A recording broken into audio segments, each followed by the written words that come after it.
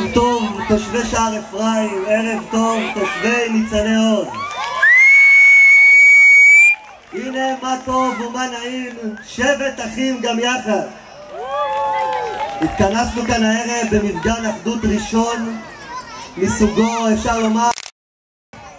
אני גאה להיות שותף בקיומו של ערב חגיגות יום העצמאות ה-65 למדינת ישראל, אירוע שהינו תוצאה של שיתוף פעולה מלא בין שני מושבים מצליחים. מכאן אנו מעבירים ביחד מסר חד וברור: אפשר גם אחרת, אפשר ביחד.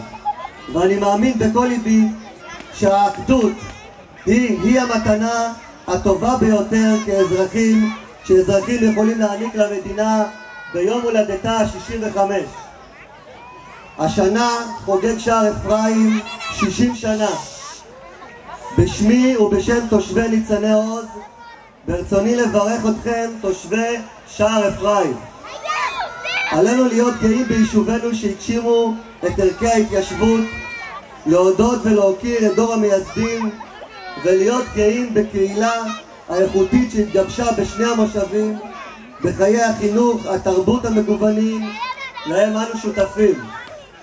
ברצוני להודות בשמי ובשם כל התושבים לכל המתנדבים שעמלו להצלחת ערב זה, לצוות מזכירויות המושבים, לכל האומנים ולילדינו המתוקים שהופיעו לפנינו.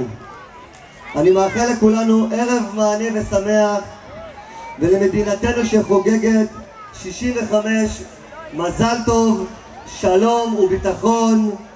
אז בואו נתחיל בחגיגות יום העצמאות עם טעימה קטנה של זיקוקים שעוד יהיו לנו בהמשך.